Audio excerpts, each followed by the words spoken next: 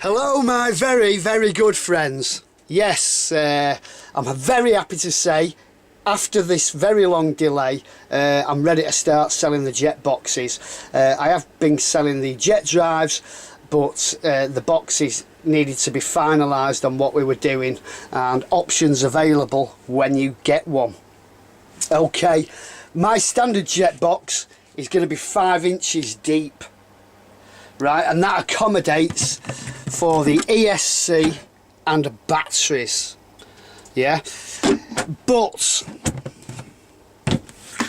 it leaves us a little bit high, doesn't it, on most boards, and all boards are different thicknesses. So what we've got here is a separate battery compartment which will give us more battery space and also a better centre of gravity, taking a bit of the weight off the back of the board, which would then give us the option of, when you're fitting a jet box at the back, of marking it out so that you can end up with a flush finish on the back of the board.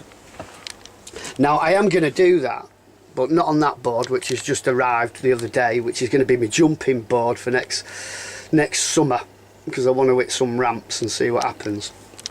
But I'm going to get myself a nice 7-foot board. As you can see, they're lovely and thick, these particular ones. That's my filler in there, but these boards are, you know, there's between 3.5 inches pretty much all the way through thickness, which gives us a good space. So yeah, what I can do is I can put the lids on and send them to you glued, or I can leave them loose like this, which means that you can then, when you're fitting your jet drives, you'd mark that line out, go a little bit lower just to accommodate the lid, so that you can then take a lovely flush finish. They only need 3 inches up to the top of the jet drive, so 3.25 inches means you're going to be a little bit of space to spare and a lovely flush finish on a fat board like this, nice and thick.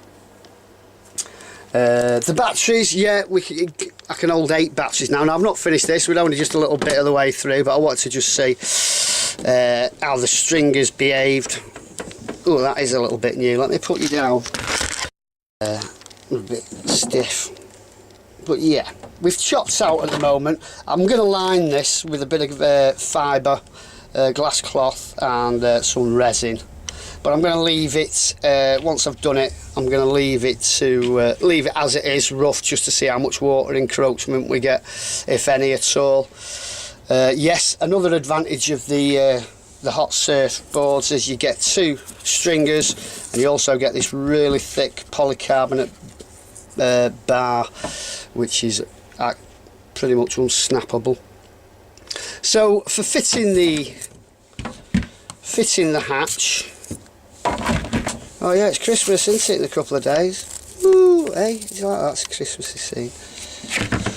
For cutting the hatch, all you do is make sure it's nice and square on the job, yeah, and then just mark on the inside. I did have a piece cut out. Just mark on the inside. I marked on the inside and outside. Yeah, and it doesn't matter if it's a rough cut, this first one. I did all this by hand, just chasing it nice and straight. Sharp blades.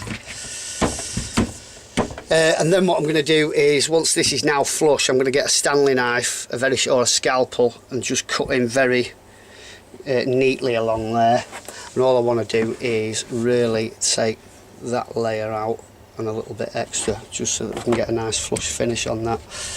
The rails will be touching the plastic here, so what I'm going to do is just take a couple of nibbles out of this plastic rim, because it's going to have plenty of strength on it.